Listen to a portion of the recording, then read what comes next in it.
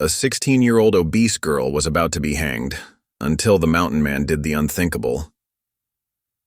The gallows loomed in the July heat, rope swaying in the breeze as the crowd pressed closer. Dust choked the air, the church bell tolled low, and the sheriff's eyes were fixed on the signal. On the platform, the girl's hands shook, her Sunday dress torn, her gaze locked far beyond the crowd, on something only she seemed to see. Then came the sound, hoofbeats pounding, heavy and sure. A tall figure in buckskin stepped from the glare, every stride daring the rope to drop. His words cut sharper than any blade, freezing the hangman in place. But this was no rescue the town would easily forget, or forgive.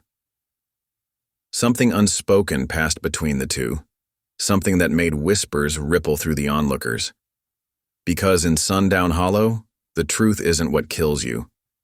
It's what happens when it finally comes out. When the noose tightens and the crowd holds its breath, who will step forward and who will turn away? Every time I see your comments, I'm reminded how stories connect us across distances, backgrounds, and hearts. If values like respect, courage, and compassion still guide you, then you're part of this story too. Luther's weathered boots kicked up dust as he strode toward the gallows, his presence commanding silence from the gathered crowd. The morning sun caught the eagle feather in his hair, casting dancing shadows across his lined face. Years of mountain living had etched deep creases around his eyes, but those eyes now blazed with purpose. "I said hold!" His voice carried the weight of thunder rolling off distant peaks. Sheriff Harlan's hand dropped from the signal position, more from surprise than obedience. Sweat trickled down his temples as he squared his shoulders. "This here's official business, stranger. Best move along." "Ain't no stranger," Luther replied, stopping at the foot of the wooden steps. The gallows creaked beneath the weight of its occupants.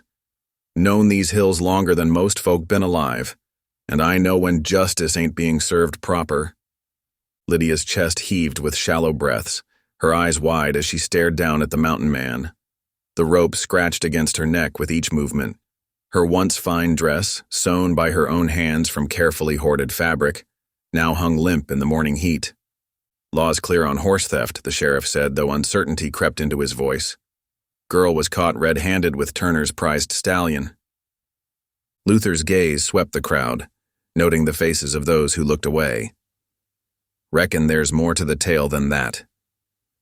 He planted his feet wider, making it clear he wouldn't be easily moved. "Where's the horse now?" "In Turner's stable, where it belongs," came a sharp voice from the crowd. Jasper Turner pushed his way forward, his silver watch chain glinting in the sun. "Found her leading it away in the dead of night." Luther turned his attention to Lydia, his voice gentling. "That true, girl?" Lydia's voice quavered but held steady. "I was returning him. Found him tangled in wire near Crow Creek, leg bleeding something awful. Couldn't leave him to suffer." A murmur rippled through the crowd. Luther nodded slowly, as if pieces of a puzzle were falling into place. Crow Creek's mighty far from Turner's ranch. Might ask how that horse got there in the first place. Turner's face reddened. "Don't matter how it got there, she was taking what wasn't hers." "Saving a horse ain't stealing," Luther countered. He turned back to the sheriff. "Law says intent matters. You fixing to hang a girl for showing mercy?" Sheriff Harlan shifted uncomfortably, his badge catching the morning light. The crowd's mood was changing, whispers spreading like wind through prairie grass. Several women had drawn closer, their expressions troubled by the sight of one so young on the gallows. "There's procedures," the sheriff began, but Luther cut him off. Procedure would be a proper trial. His hand rested casually near his belt, where a well-worn knife handle protruded. "Less you're admitting the law in Sundown Hollow bends to suit certain folks." More townspeople were nodding now. Mrs. Baker, the minister's wife, stepped forward. "I've known Lydia since she was knee-high. Her mama taught her better than to steal." "Her mama was Cherokee," Turner spat. "Everyone knows." "Everyone knows her mama was the finest seamstress this side of the territory," Luther interrupted, his voice sharp as a knife edge. "And everyone knows her daddy was white as you, Turner, So watch careful what you're fixing to say next." The silence that followed was heavy as storm clouds. Luther's eyes never left the sheriff's face. "Way I see it, you got two choices. Either cut her loose and hold a proper hearing, or explain to the territorial marshal why you strung up a 16-year-old girl without due process." Sheriff Harlan's jaw worked as he considered. The crowd waited, the morning heat pressing down like a physical weight. Finally, he gestured to the hangman. "Cut her loose." The rope fell away from Lydia's neck, leaving angry red marks. Her legs buckled as relief flooded through her, but Luther was already mounting the steps to catch her arm. He steadied her with the gentle touch of someone used to handling spooked colts. "Ain't right," Turner protested, but his words lacked conviction as townspeople turned disapproving looks his way. "No, it ain't right," Luther agreed, helping Lydia down the stairs. "But we're gonna make it right. Sheriff, I'm claiming the right to speak for this girl at her hearing, and I aim to have some questions about that horse and how it really came to be in such a state." Sheriff Harlan nodded slowly, perhaps relieved to have an excuse to do things properly. "Hearing will be day after tomorrow. Miss Harkins is to stay in town until then." "She'll stay with me," Mrs. Baker announced, wrapping a protective arm around Lydia's shoulders. "Come along, child. Let's get you cleaned up and fed proper." As the crowd began to disperse, Luther caught Lydia's eye. "Don't you fret none," he said softly. "Truth has a way of coming out, given time and patience." Lydia's eyes welled with tears. "My little brother Jesse, he's alone at our cabin.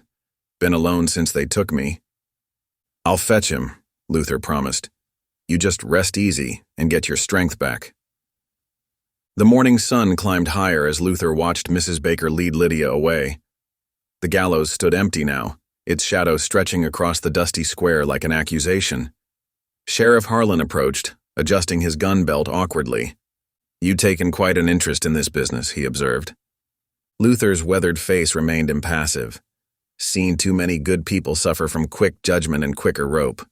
Sometimes a man's got to stand between wrong and right." "Turner's got influence in this town," the sheriff warned. "And I got truth on my side," Luther replied simply. "We'll see which carries more weight when all's said and done." He turned away, his buckskin coat catching the breeze as he headed toward his horse. The eagle feather in his hair bobbed gently, a reminder of wisdom learned from both sides of his heritage. Behind him, the town of Sundown Hollow stirred with uneasy whispers, like the first winds of change blowing through its dusty streets. The sun climbed higher, promising another scorching July day, but Luther's mind was already turning toward the cool shadows of Crow Creek, where a horse's tracks might tell a different story than the one Turner had spun. And somewhere in a lonely cabin, a boy named Jesse waited for word of his sister's fate, unaware that help was finally on the way. Luther drew himself up to his full height, his shadow falling across the wooden planks of the gallows. The morning sun cast long shadows across the town square as he positioned himself squarely between Lydia and the sheriff. His voice, when it came, carried the quiet authority of a man who'd learned wisdom from wilderness and hardship.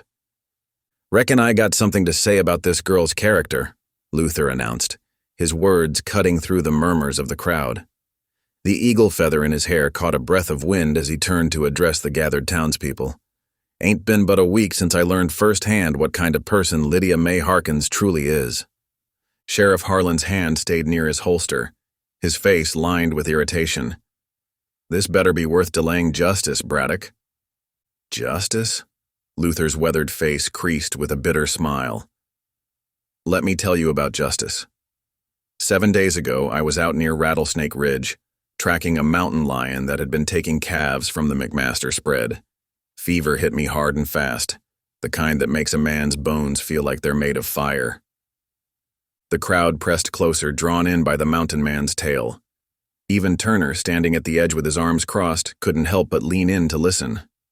"I collapsed right there on the trail," Luther continued, his voice dropping lower, making the townspeople strain to hear.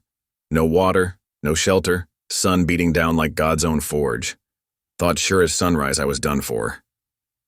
He turned to look at Lydia, whose face was still tear-streaked but held steady under his gaze. Then this girl come along, carrying her gathering basket. Could have passed right by. Most folks would have. Instead, she set down that basket and helped a stranger who couldn't even properly thank her. Mrs. Baker nodded approvingly, her hand still resting on Lydia's shoulder. That sounds like our Lydia. 3 miles she walked, Luther went on, back and forth to Crow Creek, carrying water in her shawl because she had nothing else. Built a shelter of branches over me to keep off the sun. Spent 2 days nursing me through that fever, singing hymns when the worst of it had me talking nonsense. Several women in the crowd exchanged glances, their expressions softening. Luther's voice grew stronger, filling the square. Now you tell me, does that sound like the kind of person who'd steal a horse? Or maybe it sounds more like someone who'd risk her own safety to help a suffering creature, be it man or beast.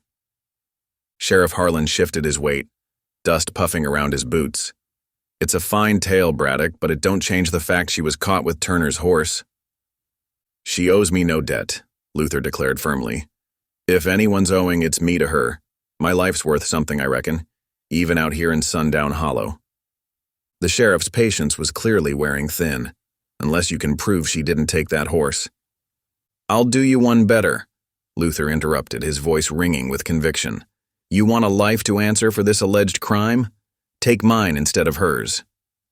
A collective gasp rippled through the crowd. Even Turner straightened up, his face darkening with surprise and anger. You'd stake your life on her innocence? Sheriff Harlan asked incredulously. I would. Luther's response was immediate and firm. Give her a fair trial. 3 days to present the truth. If you still want to hang someone after that, I'll put my neck in that noose myself. The sheriff removed his hat, wiping his brow with his sleeve as he considered. The crowd waited in tense silence, broken only by the distant call of a meadowlark. 3 days, Harlan finally agreed, though his tone suggested he was already regretting the decision. But she stays in town, under watch. I'll keep her at the parsonage, Mrs. Baker offered quickly. Reverend won't mind. Just as the tension began to ease, a sharp voice cut through the murmuring crowd. Now wait just 1 minute. The townspeople parted as Ephraim Turner strode forward, his expensive boots kicking up dust. His face was flushed with more than just the morning heat as he jabbed a finger toward Lydia. You all want to know about character? Turner's voice dripped with venom. Then let's talk about her mother, that Cherokee woman who helped herself to my best breeding mare 15 years ago. Lydia's face went pale, but she lifted her chin defiantly. My mother never stole anything in her life. Your mother was a thief, Turner spat, just like you, running off with my father's prize horse and some drifter she took up with. And now here's her half-breed daughter, following right in her footsteps. The crowd's mood shifted palpably. Sympathetic looks turned wary. Several people stepped back, as if Lydia's mixed heritage might somehow taint them. Mrs. Baker's grip on Lydia's shoulder tightened protectively. Luther's eyes narrowed dangerously. Careful with them words, Turner, might be you don't know the whole story about that mare, or about your own blood for that matter. Turner's hand twitched toward his gun, but Luther didn't flinch. The morning air crackled with tension. Sheriff Harlan stepped between them, raising his hands. All right. Seems to me this trial needs to consider more than just a horse theft. We'll look at the girl's background, her people's history in these parts. He turned to Luther with a hard look. That satisfy you, Braddock? What satisfies me, Luther replied coldly, is justice being done proper. 3 days to show the truth. All of it. 3 days, the sheriff confirmed, then addressed the crowd. This gathering's done. Get about your business, folks. As the townspeople began to disperse, their whispers carried fragments of prejudice on the morning breeze. Cherokee blood. Always knew there was something different about her. Can't trust their kind. Luther watched them go, his face set like granite. He'd bought Lydia time, but Turner's accusation had raised the stakes far beyond a simple matter of horse theft. Now they were fighting for her very right to exist in Sundown Hollow. Mrs. Baker gently guided Lydia toward the parsonage, but the girl paused to look back at Luther. Thank you, she whispered, her voice trembling but determined. I won't forget what you're risking for me."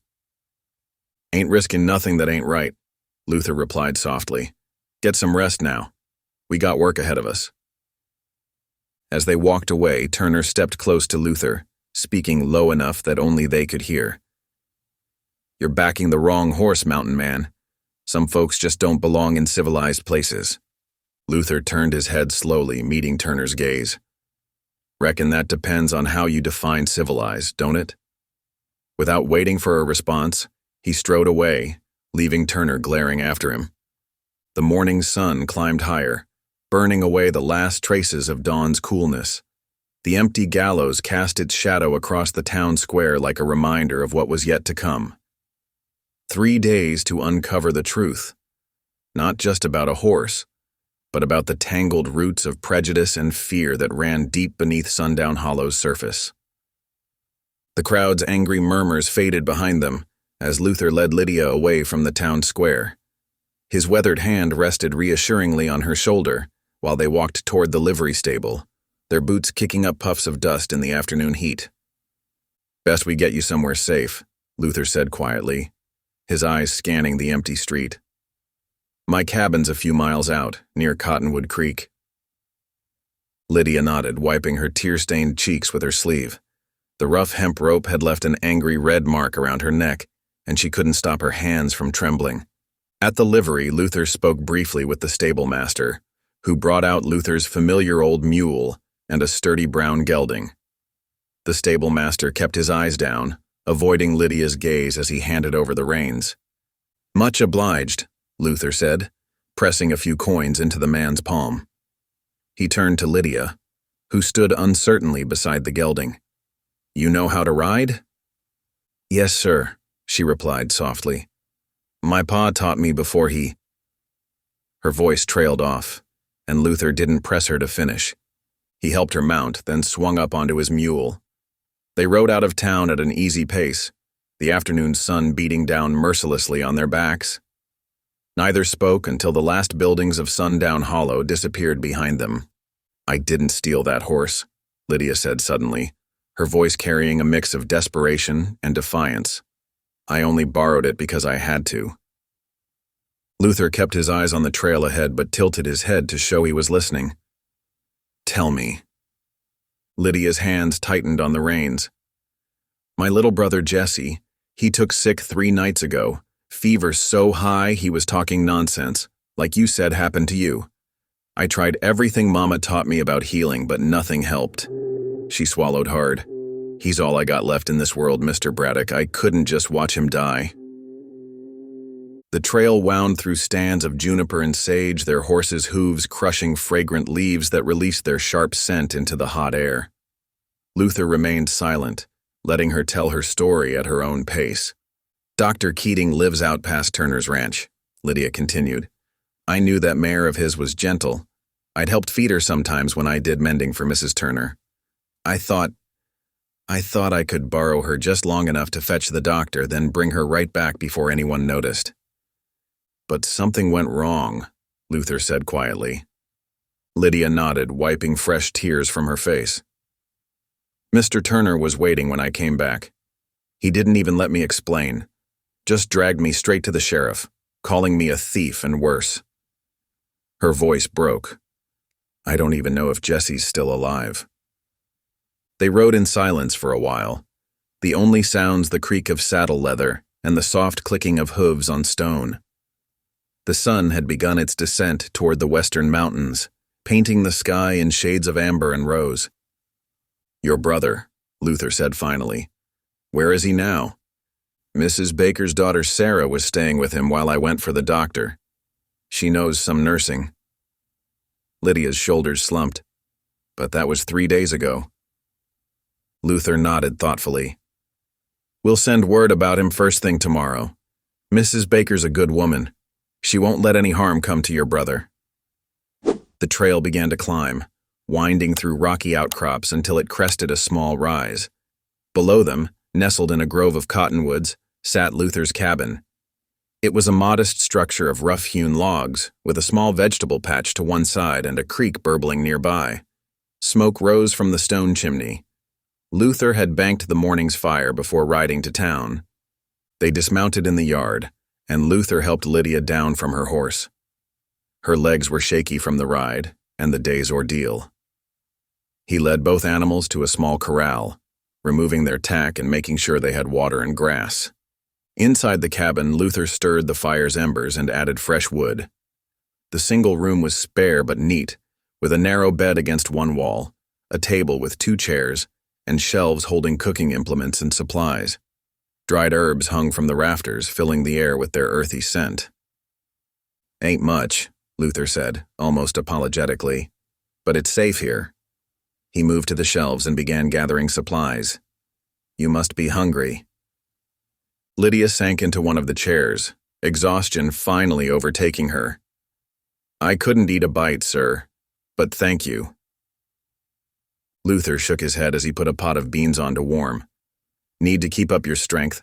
Can't fight what's coming if you're falling over from hunger." He cut thick slices from a loaf of brown bread and set them before her. The aroma of warming beans gradually filled the cabin, and despite her protests, Lydia found her stomach growling. When Luther placed a tin plate before her, she ate with the desperate hunger of someone who hadn't had a proper meal in days. As the sun set, Luther brought out a worn but clean quilt and some extra blankets. "You take the bed," he said, arranging the blankets on the floor near the hearth for himself. "I'll keep watch." Lydia clutched the quilt to her chest, its familiar pattern offering some small comfort. "Mr. Braddock, why are you helping me? You could have been shot today, standing up to the sheriff like that." Luther paused in his preparations, considering her question. The lamplight cast deep shadows across his weathered face. "Because I've seen what happens when good people stay silent in the face of injustice." He met her gaze steadily. "And because I see in your eyes the same look my daughter had, before the fever took her and her mama both." Lydia's breath caught at this revelation, but Luther turned away, moving to check the door's latch. "Get some rest now. Tomorrow we start proving your innocence." "Do you really think we can?" Lydia asked softly. "After what Mr. Turner said about my mother." Luther's voice was firm. "Truth has a way of coming to light even in the darkest times. We just have to be patient enough to let it show itself." Outside, coyotes began their evening chorus, their yips and howls echoing across the valley. The wind stirred through the cottonwoods, making their leaves whisper like secrets being shared. Luther settled onto his blankets near the fire, his rifle within easy reach. Lydia lay down on the narrow bed, pulling the quilt up to her chin. Despite her fear and worry, the events of the day had left her bone-weary. The last thing she saw before sleep claimed her was Luther's solid presence, keeping watch in the dim lamplight, a guardian between her and whatever tomorrow might bring. In the quiet of the cabin, Luther studied her sleeping face. The fearful tension had eased from her features, making her look even younger than her 16 years. He saw not the thief Turner had accused her of being, but a child forced to make impossible choices, carrying burdens no young person should have to bear. The coyote's song continued outside, a wild lullaby under the rising moon. Luther fed another log to the fire, settling in for his long night's vigil. Come morning, they would begin the fight to clear Lydia's name. But for now at least, she could rest safely under his protection, the first step in their unlikely alliance against the prejudices of Sundown Hollow. Dawn broke over the mountain peaks, painting the sky in streaks of pink and gold. Luther moved quietly around the cabin, gathering his gear while Lydia slept. The morning air held a crisp bite, promising another scorching day ahead. He paused at the door, watching her stir beneath the quilt. "Got business in town?" he said softly as her eyes opened. "Stay inside. Keep the door latched. There's dried meat in the box by the stove if you get hungry." Lydia sat up, her dark hair tumbled around her shoulders. "But what if—" "Nobody comes up here without me knowing about it first." Luther adjusted his gun belt and checked his rifle. "Got snares set all around. Any horse coming up that trail? I'll know hours before they arrive." She nodded, though worry still creased her brow. "Be careful, Mr. Braddock." Luther's weathered face softened slightly. Always am. He settled his wide-brimmed hat and stepped out into the morning light. His old mule waited in the corral, greeting him with a familiar wheeze. Luther took his time with the saddle, making sure every strap was properly secured. The sun climbed higher as he guided the mule down the winding trail toward Sundown Hollow. The town was already bustling when Luther arrived. Miners trudged toward the shaft entrance, picks over their shoulders. Women hung laundry on lines strung between buildings, and the blacksmith's hammer rang out its steady rhythm. Luther tied his mule outside the sheriff's office, the same building where the gallows still stood. The sight of the rough wooden structure made his jaw tighten. Inside, the office was cramped and stuffy, smelling of tobacco and old wanted posters. Sheriff Harlan sat behind his desk, boots propped up, cleaning his revolver. He barely glanced up as Luther entered. Figured you'd show up sooner or later. Need to talk about the girl's trial. Luther remained standing, his presence filling the small space. The sheriff sighed, setting aside his cleaning cloth. Ain't much to talk about.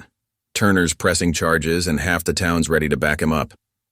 Half the town's ready to hang a 16-year-old girl without hearing her side? Luther's voice carried a dangerous edge. Harlan finally met his gaze. Look, Braddock, I know you mean well, but Turner and Sam Driscoll have already been by. They're set on making an example. He spread his hands. My hands are tied. Town needs Turner's cattle and Driscoll's mine running smooth. And justice? Luther planted his hands on the desk, leaning forward. That don't figure into it? Justice ain't always clean cut out here. The sheriff's tone hardened. You know that better than most, considering your army days. Luther straightened, his face darkening at the reference. Then maybe it's time someone made it clean cut. He turned and strode out, letting the door bang shut behind him. The morning sun had grown fierce, making the dust-covered street shimmer. Luther stood for a moment, controlling his breathing, then untied his mule and headed toward the general store. The bell above Mrs. Calloway's door chimed as he entered. The store's familiar scents, coffee, leather, tobacco, and soap, wrapped around him. Shelves stretched from floor to ceiling, packed with everything from tin plates to calico fabric. Hattie Calloway looked up from her ledger, adjusting her spectacles. Luther Braddock, as I live and breathe. Haven't seen you down from that mountain in months. Need some supplies, Mrs. Calloway? Luther moved to the counter, his voice low. Coffee and flour if you've got them. She nodded, moving to gather his items. The store was empty except for them, but she still glanced toward the windows before speaking. Heard about what you did yesterday, standing up for Sarah Harkin's girl. Luther's hand stilled on the counter. You knew her mother? Sarah? Lord, yes. Hattie measured coffee beans into a paper sack. Good woman. Skilled with a needle. Did most of the fine sewing hereabouts before she passed. She paused, lowering her voice further. That business with Turner's mare. There was more to that tale than he lets on. Luther leaned closer, interest sharpening his gaze. How so? Sarah showed me something years back. Hattie tied the coffee sack carefully. Bill of sale for that very mare. Turner sold it to her fair and square, then tried to take it back when he found out she was part Cherokee. The information hit Luther like a physical blow. You sure about this? These old eyes don't miss much. Hattie began measuring flour. Sarah kept that paper safe, knowing something like this might happen. Of course, that was before the fever took her. Luther's mind raced with possibilities. Any idea where she might have kept it? Their old cabin, maybe. Hattie shrugged. Out past the creek, though it's fallen to ruin now. Or could be among her things if the girl still has them. Luther paid for his supplies, adding a spool of thread and some needles to his purchase. Much obliged, Mrs. Calloway. For everything. The sun was well past its peak when Luther guided his mule back up the mountain trail. His thoughts churned with what he'd learned. A bill of sale would change everything. Proof that Turner had lied, that his accusations stemmed from prejudice rather than truth. The cabin came into view just as evening shadows began stretching across the valley. Smoke rose from the chimney, and through the window he could see Lydia moving about inside. She had the door open before he finished dismounting. "You came back early," she said, relief clear in her voice. She wore the same dress, but Luther noticed she'd been working on it with needle and thread, mending tears and straightening seams. "Got something to ask you?" Luther carried his supplies inside, where a pot of beans simmered over the fire. "Your mama's things. What happened to them after she passed?" Lydia's hands twisted in her skirt. "Most everything got sold to pay for medicines and such. What was left?" She swallowed hard. "Jessie and I kept a few things in a box at our place. Her shawl, some letters, her sewing kit." "Any papers?" Luther set the coffee and flour on the shelf. "Maybe about that mare Turner claims she stole?" Hope flickered across Lydia's face. "There might be. Mama always kept important papers in her Bible." Her expression fell. "But it's all back at our cabin. Even if the box is still there, I can't go back. They'll hang me sure if they catch me." Luther pulled out a chair, sitting heavily. "Mrs. Calloway says your mama had a bill of sale for that mare. If we can find it." He met her gaze steadily. "It could save your life." Lydia sank into the other chair, her eyes wide. "Mama never talked about papers, but she always said that mare was bought honest. Said Mr. Turner tried to take it back when he found out about her Cherokee blood, but she wouldn't let him. Reckon she was smarter than Turner counted on?" Luther's voice held grim satisfaction. "Kept proof, just in case." "But how can we look for it?" Lydia gestured helplessly. "The sheriff's probably watching our place." "Let me worry about that." Luther stood, checking the beans over the fire. "For now we eat, then we plan." They shared their meal in thoughtful silence as darkness gathered outside. The discovery of possible proof had kindled a spark of hope, but Luther knew the real challenge lay ahead. Somehow, they needed to search Lydia's old home without getting caught, and they had less than 2 days before the hanging was set to resume. Through the cabin's window, the first stars appeared in the deepening blue of the evening sky. Luther watched Lydia carefully fold the new spool of thread into her sewing kit, her movements precise and determined despite the fear he knew she must be feeling. Tomorrow would bring its own trials, but for tonight at least they had a plan, and sometimes that was enough to keep hope alive. The morning sun filtered through the cabin's small window, casting long shadows across the rough-hewn floor. Luther sat at the table, his weathered hands carefully examining Lydia's Sunday dress. She stood nearby, wringing her hands as she watched. "Your mama was a seamstress," Luther said, turning the dress over. "Might have thought to hide something important where nobody'd think to look." Lydia nodded. "She always said a good seamstress knows all the hiding places in a garment." Her voice caught. "I just never thought—" Luther's fingers moved methodically along each seam, feeling for anything unusual. The dress, though worn, showed signs of skilled craftsmanship. Neat stitches, carefully matched patterns, and sturdy seams. He could see why Lydia treasured it, even in its current state. "Tell me about when she made this for you," Luther said, keeping his tone gentle as he worked. Lydia's face softened at the memory. "It was for my 16th birthday. She saved scraps from her sewing work for months, bits of calico, some ribbon she got in trade." She touched the fabric reverently. "Said every girl deserves something pretty of her own." Luther's fingers paused at the hem. Something crinkled beneath his touch. "Hold still now," he murmured, carefully working his fingers along the folded edge. There, hidden between layers of fabric, he felt it. Paper, folded small and tight. With painstaking care, he worked the paper free through a tiny gap in the stitching. Lydia's breath caught as he smoothed it open on the table. The paper was yellowed and creased, but the writing remained clear. A bill of sale for one bay mare, complete with Turner's signature and a date from 6 years prior. Lydia's hands trembled as she touched the paper. "Mama did hide it," she whispered. "All this time." Luther felt a grin spread across his face, the first real smile he'd shown in days. "This here's what we needed. Shows Turner sold that mare fair and square." He studied the document closer. Even has 2 witnesses' marks. Tears spilled down Lydia's cheeks. Will it be enough? It's truth on paper, Luther said firmly. That counts for something, even in Sundown Hollow. The rest of the morning passed quietly. Luther showed Lydia how to check his trap line along the creek, teaching her to reset the snares with careful hands. When afternoon came, he retrieved his fishing gear from the lean-to. "Ever caught your own dinner?" he asked, holding up 2 simple poles. Lydia shook her head. "Jesse and I mostly ate what we could grow or trade for." "Time you learned, then." Luther led her to a quiet bend in the creek where shadows dappled the water. He demonstrated how to thread a worm onto the hook, his big hands surprisingly gentle with the task. "Don't rush it," he advised, showing her how to cast the line. "Fish can sense when you're anxious.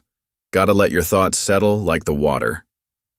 They sat on sun-warmed rocks, their lines trailing in the current. The late afternoon light turned the creek to liquid gold. After a while, Lydia's line jerked. "Easy now," Luther coached as she fought to land her first trout.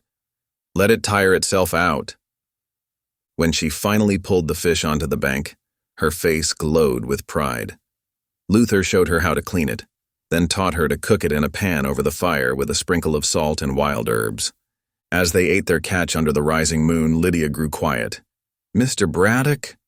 "Luther's fine." She pushed the last bits of fish around her plate. "Do you ever feel like you don't belong anywhere? Like people look at you and only see what's wrong?" Luther set his plate aside, considering his answer carefully. "Reckon most folks feel that way sometimes, especially when others judge without knowing the whole story." "It's just," Lydia's voice wavered. "Sometimes I feel so ugly. So unwanted. Mama used to say I was beautiful, but..." She gestured at herself. "Look at me. Too big, too dark, too different. Not white enough for some, not Cherokee enough for others." "Now you listen here," Luther's voice was firm but kind. "God don't make mistakes. He sees you clear as day, all of you inside and out, and what he sees is precious." "How can you be so sure?" Luther looked up at the star-filled sky. "Because he made you exactly as you are, with your mama's strength and your daddy's determination, with hands that can create beauty from scraps, and a heart big enough to help a stranger dying of fever." He met her eyes. "That's worth more than what any man in Sundown Hollow might say." Lydia wiped her eyes with her sleeve. "Mama used to say something similar, that God sees the worth of a soul, not the shape of its vessel." "Your mama was a wise woman." Luther gathered their plates.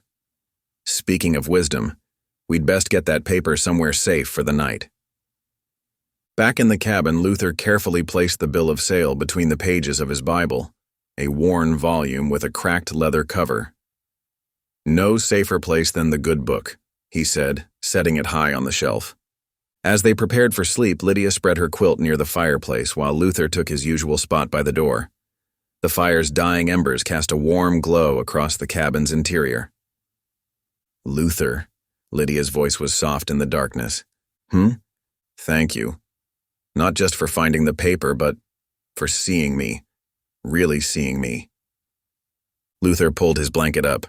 "Get some rest now. Tomorrow's another day."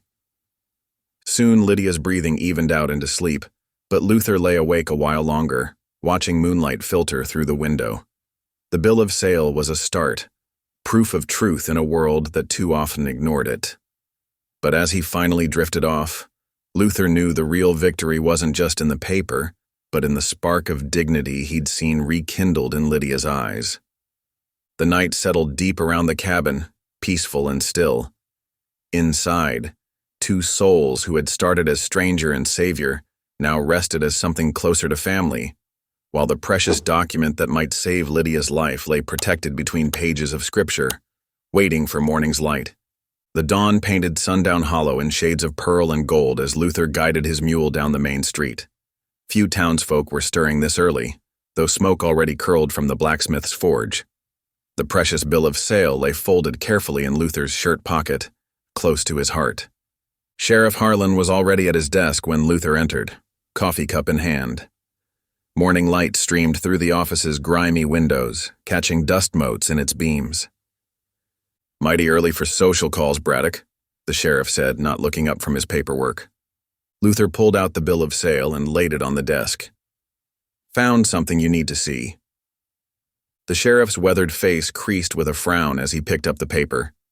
His eyes moved slowly across the writing, taking in every detail. "Where'd this come from?" "Lydia's dress. Her mama hid it there years back." Luther watched the sheriff's expression carefully. "Shows Turner sold that mare legal and proper. Got witnesses' marks and everything." Harlan's frown deepened as he held the paper to the light. "Could change things," he admitted reluctantly. "If it's genuine." "You know Turner's mark as well as anyone," Luther pressed. "That his signature, or ain't it?" The sheriff sighed, setting the paper down. "Looks to be his, right enough. But Braddock—" He leaned forward, lowering his voice. "Turner's got friends in high places. Lot of folks round here don't take kindly to being proved wrong." "Justice ain't about being kind," Luther said firmly. "No." Harlan rubbed his chin. "Reckon it ain't." He pushed the paper back across the desk. "Keep this safe. Bring it to the trial tomorrow. Might be enough to save the girl's neck." Luther tucked the document away, nodding his thanks. As he turned to leave, the sheriff spoke again. "Watch yourself, Braddock. Some men'd rather burn evidence than face truth." The warning followed Luther as he rode back toward his cabin. The summer sun climbed higher, baking the dusty trail. His mule's ears pricked forward suddenly, and Luther's heart seized. A column of dark smoke rose above the trees ahead, right where his property lay. "Yah!" He kicked the mule into a gallop, gripping the reins tight as they thundered down the trail. The smoke grew thicker, stinging his eyes. As they cleared the tree line, Luther's worst fears materialized. His cabin was engulfed in flames. Fire licked up the log walls, devouring the roof. The heat hit him like a physical blow as he leaped from his mount. "Lydia!" His voice cracked with desperation. "Lydia!" "Here!" The call came from behind a stand of cottonwoods.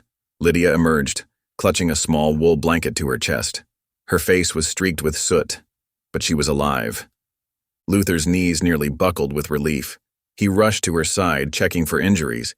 "You hurt?" She shook her head, coughing. "I got out as soon as I smelled smoke. They ... Her voice caught. "They came up from the creek side. 3 men, faces covered. I hid in the brush until they rode off." The crack of burning timber drew their attention back to the cabin. The roof was caving in, sending sparks skyward. Luther watched helplessly as flames consumed everything he owned: his supplies, his winter furs, his father's old rifle. And the bill of sale, he realized with a sinking heart. He'd left it in his Bible on the shelf. Hoofbeats approached from the trail. Several neighbors appeared. The Petersons from the next homestead over, old Jim Wade, and the Carson boys. They dismounted, staring at the inferno. "Saw the smoke," Tom Peterson said, not quite meeting Luther's eyes. "Came to help, but—" "Did you see who did this?" Luther demanded. The neighbors shuffled their feet, exchanging glances. No one spoke. "You know something," Luther pressed. "Someone must have seen them riding this way." Jim Wade cleared his throat. "Ain't our business to say, Luther. Man does best keeping his own counsel in times like these." Luther's jaw clenched. Even now they'd choose silence over standing against wrong. The cabin's front wall collapsed with a thunderous crash, sending everyone stumbling backward from the wave of heat. "It was Turner," Lydia said quietly. "Had to be. He knew about the bill of sale." Luther nodded grimly. The timing was too perfect to be coincidence. Turner had destroyed their evidence, along with everything Luther owned. The neighbors began drifting away, murmuring awkward condolences. As the afternoon wore on, Luther and Lydia watched the fire burn itself out. When the ruins had cooled enough, they picked carefully through the ashes. Luther's throat tightened at each charred reminder of his life: melted tin cups, blackened tools, the remains of his mother's quilts. The Bible was nothing but ash, the precious document it had contained completely destroyed. Lydia clutched her brother's blanket, the only thing she'd managed to save. "I'm so sorry," she whispered. "This is all my fault." Luther straightened from the ruins, his face streaked with ash and determination. "No," he said firmly. "The fault lies with men who'd rather destroy than face truth. This changes nothing about what's right." As the sun began to set, they made camp in a small clearing near the creek. Luther had nothing but his saddle blanket and the clothes on his back. Lydia shared her brother's blanket, spreading it on the rocky ground. The stars emerged one by one, brilliant in the summer sky. Luther built a small fire, more for comfort than warmth.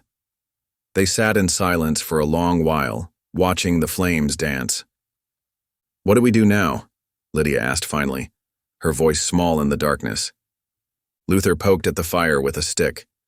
"We find another way. Truth's still truth, whether it's written on paper or not. But without the bill of sale—" "We've got something stronger," Luther interrupted. "We've got right on our side, and tomorrow at that trial, we're going to make folks face it." Lydia drew her knees up to her chest, wrapping her arms around them. "What if they don't want to face it?" "Then we'll make them," Luther said simply. "Sometimes standing for what's right means standing alone, but that don't make it any less right." The fire crackled softly, sending sparks up to join the stars. Though they had lost nearly everything, something remained unburned, a shared determination that justice would prevail, no matter the cost. Luther watched Lydia finally drift off to sleep, curled beneath her brother's blanket, and silently renewed his vow to see her through this trial. The night deepened around their small camp, while the ashes of Luther's cabin cooled nearby. Tomorrow would bring new challenges, but for now, they had this moment of peace beneath the vast sky. It wasn't much, Luther thought, just a fire, a blanket, and two souls who refused to let truth burn. But sometimes that was enough to begin again.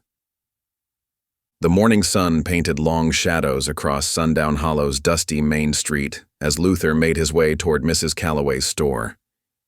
His muscles ached from sleeping on the hard ground, but worry for Lydia kept him moving.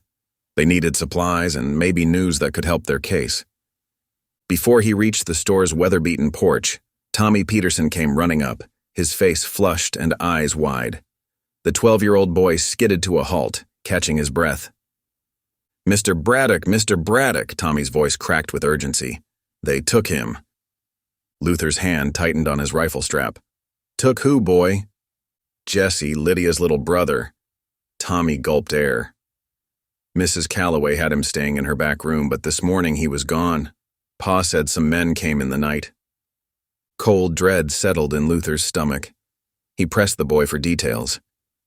"Did anyone see who took him?" Tommy shook his head. "Mrs. Calloway was sleeping. She's real upset about it." He scuffed his boot in the dirt. "Ma told me to find you straight away when we heard." "Much obliged, Tommy." Luther pressed a penny into the boy's palm. "You did right telling me." Luther's mind raced as he hurried back to where he'd left Lydia gathering kindling near the creek. She looked up as he approached, her face falling at his expression. "What's wrong?" "Jesse's gone." Luther kept his voice steady, but Lydia's face drained of color. "Someone took him from Mrs. Calloway's in the night." "No." Lydia's whisper was barely audible. The kindling scattered from her arms. "No, no, no!" Her voice rose with each word until it was nearly a scream. Luther caught her shoulders as her knees buckled. "We'll find him," he promised. "We'll start searching right now." Tears streamed down Lydia's face. "He must be so scared. He's just a little boy." She grabbed Luther's coat. "Please, we have to find him." "And we will." Luther helped her to her feet. "First place to check is Turner's ranch. If he's behind this, he'll hurt Jesse to make me confess." Raw fear made Lydia's voice shake. "We have to hurry." They borrowed horses from Mrs. Calloway's stable, the widow insisting they take them, her own eyes red from crying over Jesse's disappearance.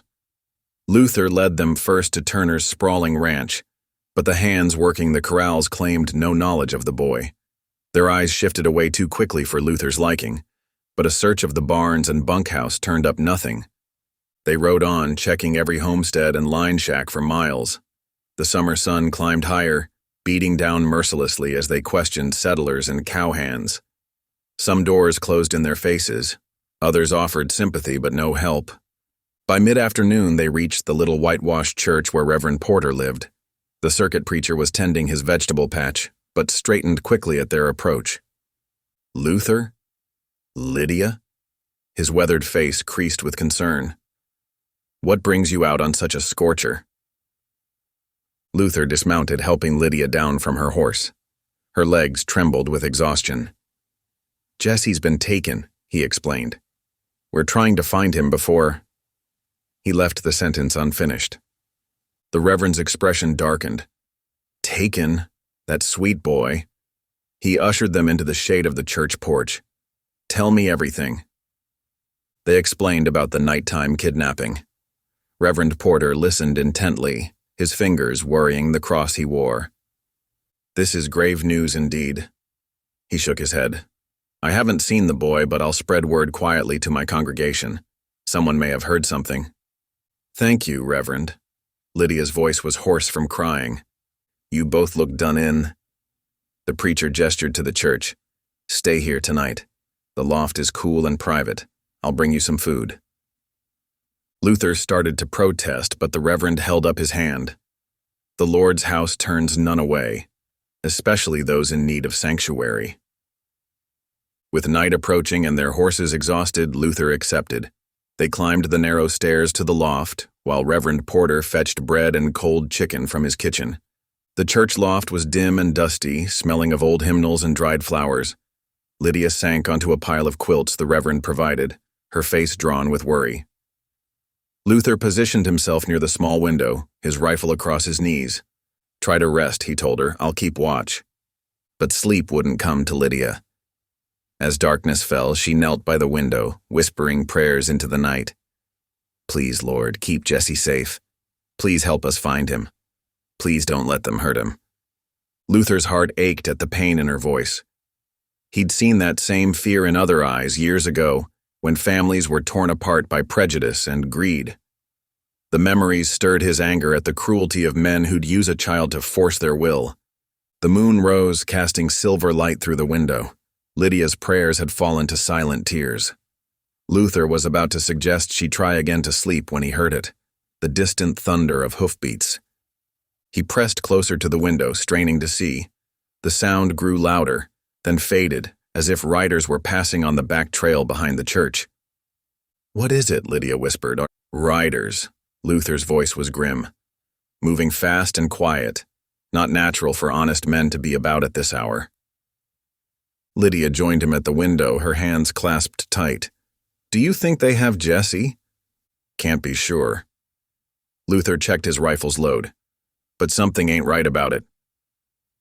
The hoofbeats faded entirely, leaving only the chorus of crickets and the soft whisper of wind through the trees. But Luther's instincts, honed by years in the wilderness, told him this night held more surprises. He settled back against the wall, rifle ready across his lap.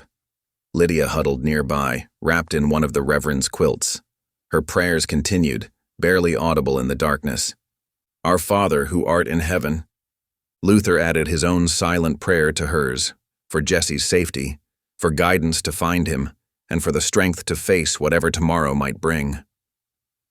The night deepened around the little church, while somewhere in the darkness, hoofbeats carried secrets that would soon come to light. Luther kept his vigil, watching over Lydia as she prayed, both of them bound by their concern for one small boy who needed them now more than ever. Below in the church proper, the old floorboards creaked and settled. A night bird called from the cemetery. And still Luther watched, his weathered hands steady on his rifle, ready for whatever might come with the dawn. The July sun climbed higher as Luther and Lydia followed the winding trail westward. Their borrowed horses picked their way carefully through the rocky terrain, hooves crunching on loose shale. Luther studied the ground, his keen eyes catching subtle signs, a broken twig here, a displaced stone there, that told him they weren't alone in these hills. See there? He pointed to a faint impression in a patch of sandy soil. Boot print, fresh made, small, like a boy's. Lydia leaned forward in her saddle, hope flickering across her tired face. Jesse? Luther nodded. Reckon so, and look. He indicated another track alongside it. Lady's shoe, narrow heel. Whoever's got him, there's a woman involved. They pressed on, the terrain growing rougher as they approached the foothills. Old mining claims dotted the landscape, abandoned shafts with weathered timber supports, rusted equipment half buried in weeds, and placer mines where fortune seekers had once sifted through creek gravel for gold. Now they stood silent, testament to dreams dried up like the streams in summer heat. Luther kept them moving slow and cautious. These hills belonged to Turner's spread, and the rancher had already proved how far he'd go to get his way. Every shadow between the rocks could hide a rifleman. Every dip in the trail might conceal an ambush. Stay close, he murmured to Lydia, but be ready to run if trouble starts. She nodded, her hands white-knuckled on her reins. The morning wore on as they climbed higher into the hills. Luther noticed how Lydia swayed slightly in her saddle, exhaustion from their sleepless night taking its toll.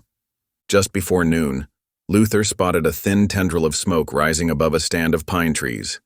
He raised his hand, signaling Lydia to halt. Someone's got a fire going in that old line shack. He squinted against the sun's glare. Mighty strange place for it this time of year. Lydia started to urge her horse forward, but Luther caught her reins. Hold up now. Could be trouble waiting. He guided them into a dense copse of pines where the horses would be hidden from view. You stay here, he told Lydia. Anyone comes, you ride hard back toward town. Don't wait for me. But, Lydia began to protest. No arguments. Luther's voice was firm but gentle. Jesse needs at least one of us free if this goes wrong. Tears welled in Lydia's eyes, but she nodded. Luther squeezed her shoulder before slipping away through the trees.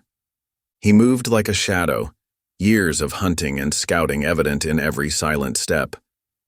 The line shack came into better view, a simple one-room structure of rough-hewn logs, its roof patched with tin sheets that glinted in the sunlight. Smoke curled steadily from the stone chimney. Luther worked his way around to approach from the back, keeping to cover. He could hear movement inside, the scrape of chairs, the clink of cups. Then a sound that made his heart leap. A child's laugh. Pressing close to the wall, Luther edged toward a grimy window. Through the dust-streaked glass, he saw Jesse sitting at a small table, alive and apparently unharmed. Across from him sat Rebecca Turner, Ephraim's wife, dealing cards from a worn deck. Luther studied the scene carefully before moving to the door.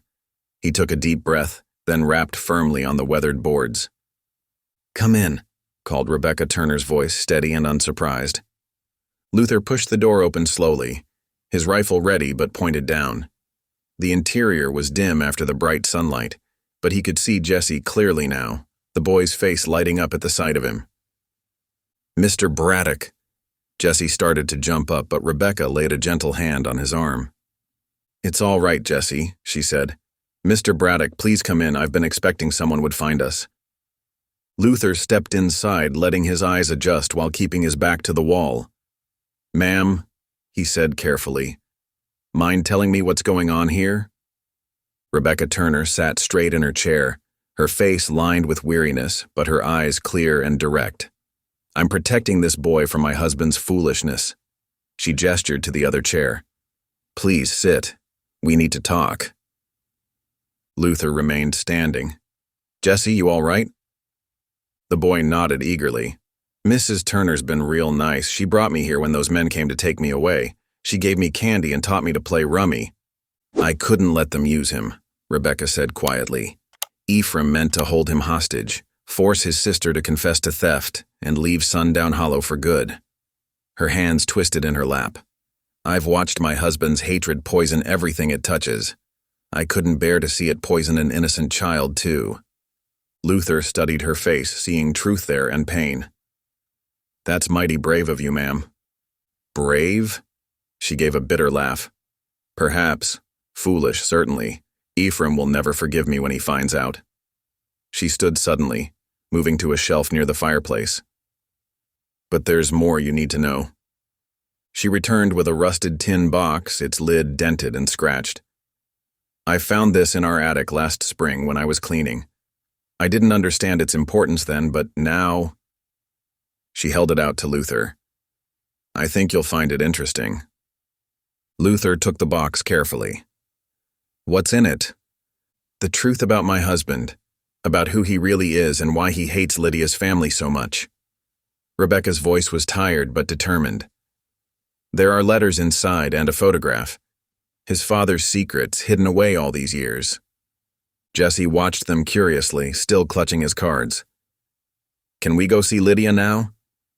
Soon, boy. Luther tucked the tin box into his coat. Mrs. Turner, you know there'll be trouble over this. She nodded. I know, but I've lived with trouble for 20 years, trying to ignore the evil growing in my own home. Maybe it's time to face it at last.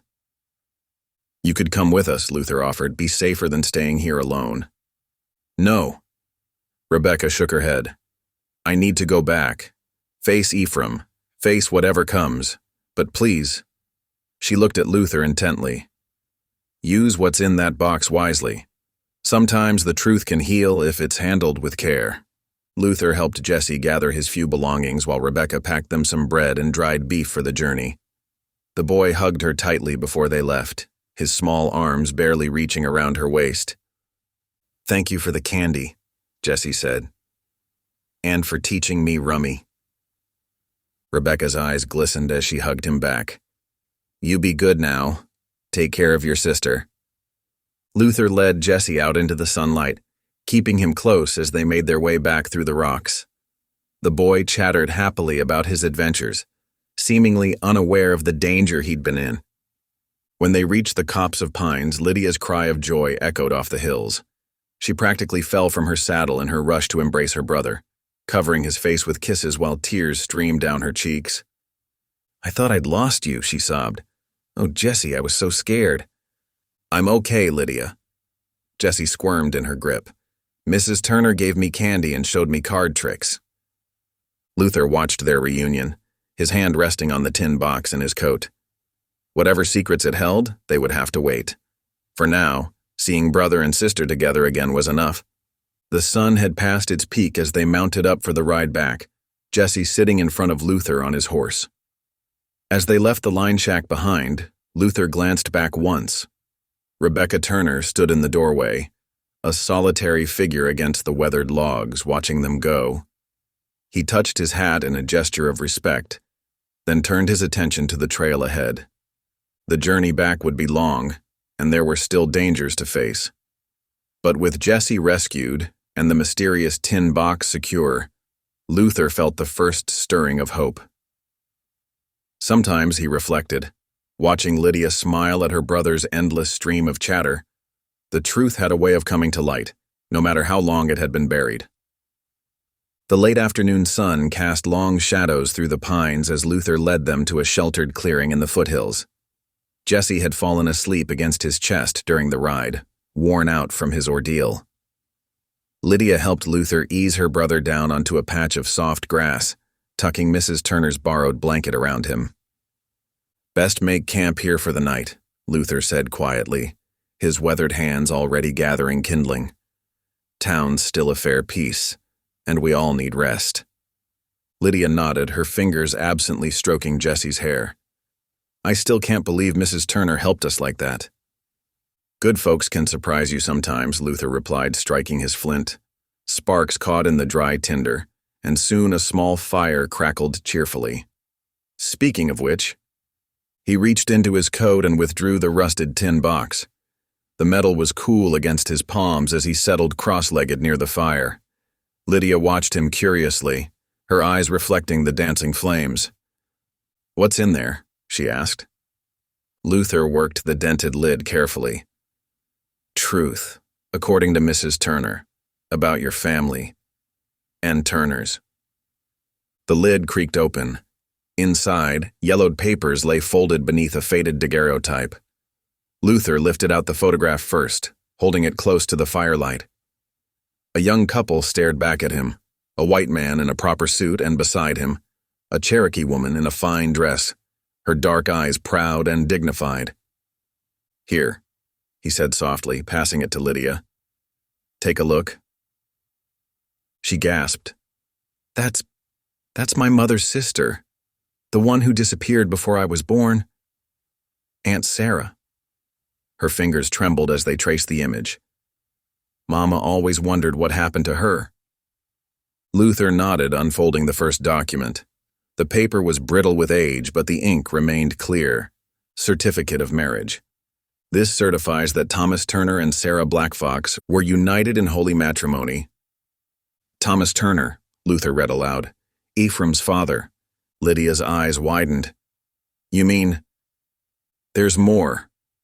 Luther carefully extracted another paper, a deed, its official seal still visible. "This here's the original bill of sale for that mare. Shows Thomas Turner gave it to Sarah as a wedding gift, legal and proper." Lydia sat very still, her face a mix of wonder and disbelief in the firelight. "Then Ephraim Turner is—" "Your cousin," Luther finished. "Your mama's sister married his daddy in secret. Looks like old Thomas Turner had more courage than his son. Weren't afraid to love across boundaries." Jesse stirred in his sleep, mumbling something about candy. Lydia tucked the blanket tighter around him, her movements automatic as her mind worked through this revelation. "But why would Mrs. Turner give us these papers?" she asked finally. Luther pulled out the cornbread Mrs. Turner had packed, breaking it into shares. "Reckon she's carried this burden long enough. Sometimes keeping secrets can poison a soul worse than speaking truth." He passed Lydia a piece of the bread, still warm from Mrs. Turner's oven. She took it absently, her eyes fixed on the photograph. "All this time," she whispered, "all this hatred from him, and we're family." A tear slid down her cheek. "Mama used to say Aunt Sarah had the strongest spirit of anyone she knew. Said she'd rather face a mountain lion than back down from what was right." Luther chewed thoughtfully, watching the fire send sparks toward the darkening sky. "Seems to me that spirit runs in your blood too, girl. Standing up to injustice, protecting your brother. That takes the same kind of courage." Lydia wiped her eyes with her sleeve. "What do we do now? With these papers, I mean." "Well," Luther said slowly, "that deed proves the mare was legally given to your aunt. Makes it family property, passed down proper. No theft involved." He carefully refolded the documents. "As for the marriage certificate, Mrs. Turner asked me to use it careful-like. Said sometimes truth can heal if handled right." "You mean not shame him with it?" Lydia asked, surprising Luther with her insight. He nodded. "Might be best to let him choose. Face the truth private-like or have it come out in front of the whole town." The fire popped, sending up a shower of sparks. Jesse turned in his sleep, mumbling something about rummy. Lydia watched her brother for a long moment before speaking. "It's not just about the horse anymore, is it?" she said softly. "No," Luther agreed. "It's about dignity, family honor, the kind of truth that can change how folks see themselves and each other." Lydia broke off a small piece of cornbread, crumbling it between her fingers. "Mrs. Turner must be awful brave going against her husband like this." "Brave and tired," Luther said. "Living with hatred wears on a soul. Maybe she saw a chance to make things right, even if it meant risking everything she knows." They sat in companionable silence as twilight deepened around them. The fire cast warm shadows on the pine trunks, and somewhere in the distance, a whippoorwill called. Luther added another stick to the flames, watching Lydia's face as she studied the photograph again. "You look like her, you know," he said quietly. "Your aunt. Same way of holding your head up no matter what folks say." Lydia touched her cheek self-consciously. "Really? I always thought I was too—" She gestured vaguely at herself. To what? Human? Luther's voice was gentle but firm. Ain't nothing wrong with how the good Lord made you, girl. Beauty comes in all shapes, just like truth comes in all kinds of packages. He tapped the tin box. Sometimes in rusty ones that have been hidden away too long. A smile tugged at Lydia's lips, the first real one Luther had seen since this whole ordeal began. She carefully wrapped the photograph in her handkerchief and tucked it into her pocket, close to her heart. Thank you, she said simply, for everything. Luther just nodded, understanding all she left unsaid. He settled back against his saddle, rifle close at hand, preparing for his watch through the night. Lydia curled up next to Jesse, drawing comfort from her brother's steady breathing. The fire burned low, its embers glowing like tiny stars fallen to earth. Luther thought about Mrs. Turner, standing alone in that line shack, facing her own kind of courage. He thought about Thomas Turner and Sarah Blackfox, daring to love against all odds. And he thought about the young girl sleeping nearby, carrying their blood and their spirit. The tin box sat secure in his saddlebag, its contents precious not for the paper they were printed on, but for the truth they represented. Tomorrow would bring its own challenges, but for now, the night was peaceful. The truth had found its way into the light at last. Dawn painted the eastern sky in stripes of pink and gold, as Luther, Lydia, and Jesse set out for town. The morning air still held its crisp edge, though the promise of another scorching day hung heavy on the horizon. Their small party moved at a steady pace, Luther's mule leading the way while Lydia and Jesse shared the borrowed gelding. The tin box rode secure in Luther's saddlebag, its weight a constant reminder of what lay ahead. He'd checked the papers 3 times before setting out, making sure each document was intact and readable. Now, as the first buildings of Sundown Hollow came into view, he pulled his mule to a halt. Best we talk about what's coming, he said, turning in his saddle to face Lydia and Jesse. Lydia's face was pale but determined. She'd braided her hair neat and straight, wearing her faded dress with quiet dignity. Jesse sat in front of her, his small hands gripping the saddle horn. There'll be folks gathered already, Luther continued. Turner's sure to be there, maybe with some of his hands. Could turn ugly fast. I ain't scared, Jesse declared, though his white-knuckled grip on the saddle horn suggested otherwise. Luther's weathered face softened. Ain't about being scared, boy, it's about being ready. You stay close to your sister, you hear? Jesse nodded solemnly. Lydia squeezed her brother's shoulder, her eyes meeting Luther's. What do you need me to do? Hold your head high, Luther said simply. Truth's on our side today. They rode on, the town growing larger before them. Already Luther could see people moving about the square. The gallows still stood like an ugly shadow against the morning sky, its rope swaying slightly in the breeze. As they approached, heads turned. Conversations stopped mid-sentence. A group of miners paused their card game outside the saloon. Women gathering at the general store stood still, baskets forgotten in their hands.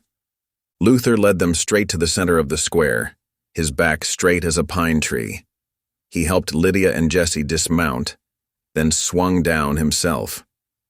The sheriff's office door stood open, and Luther could see Harlan inside, adjusting his gun belt. Quite an early gathering we're having, came a sharp voice. Ephraim Turner strode across the square, his boots kicking up dust. 2 ranch hands flanked him, their hands hovering near their holsters. Luther positioned himself between Turner and Lydia. Figured it was time to settle things proper. Turner's lip curled. Nothing to settle. That girl's a thief, and tomorrow she hangs. His eyes flicked to Jesse. Boy should be back where he belongs, too.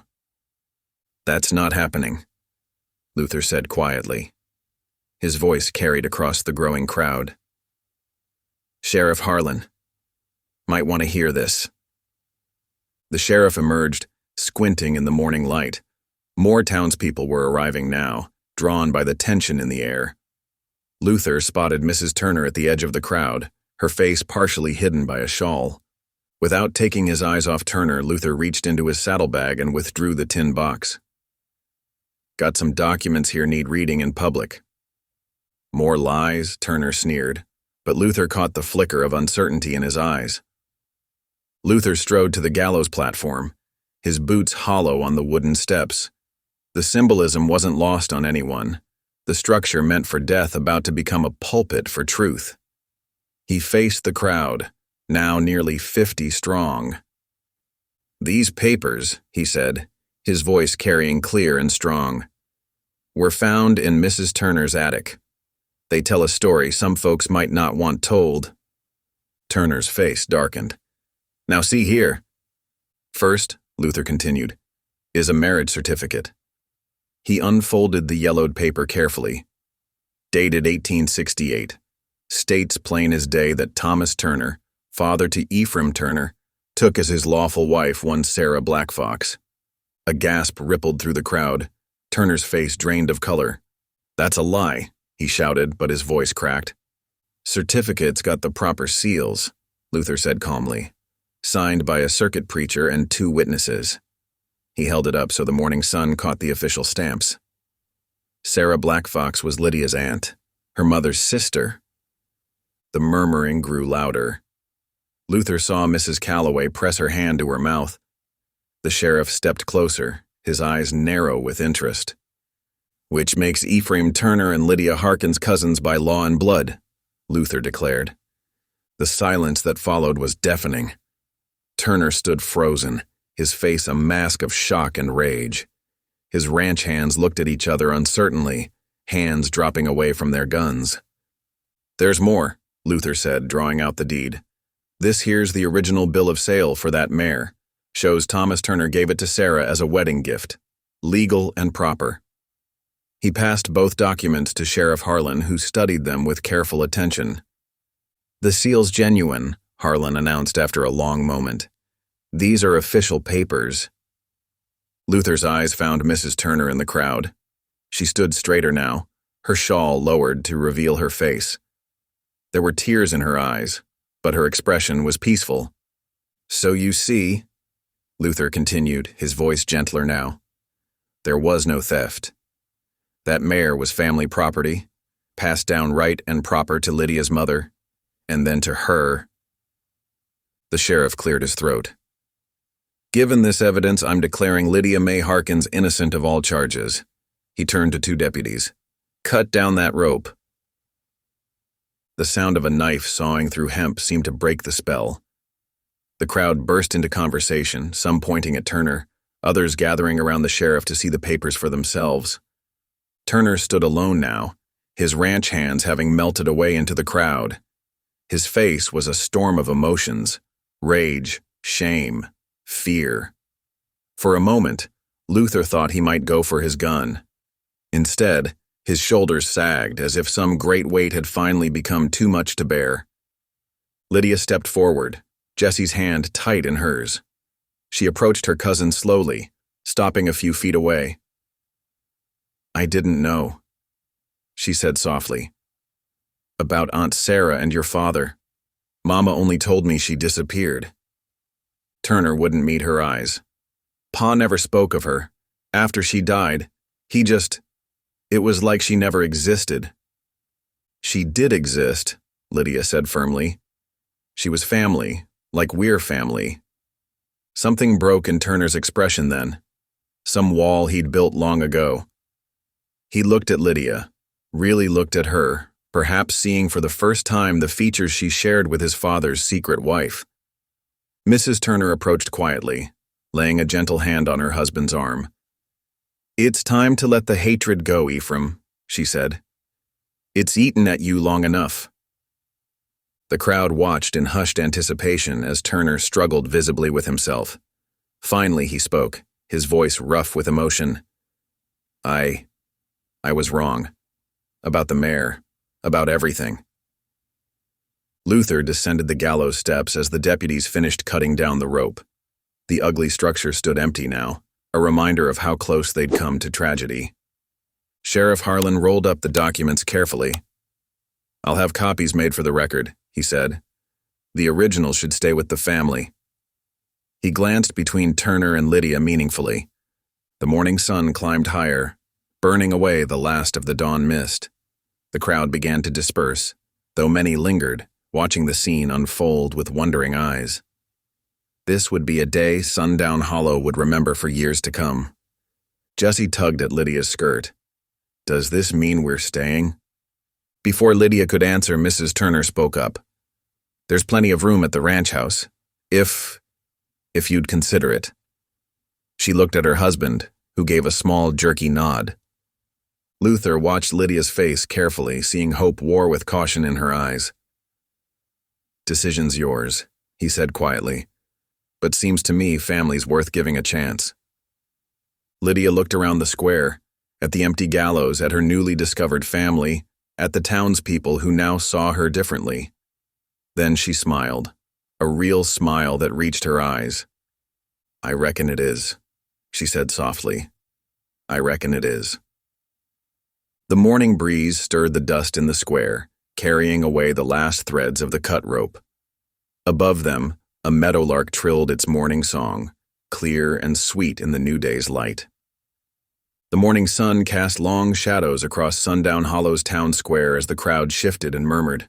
Some folks hung their heads, unable to meet Lydia's eyes, while others crossed their arms and muttered under their breath.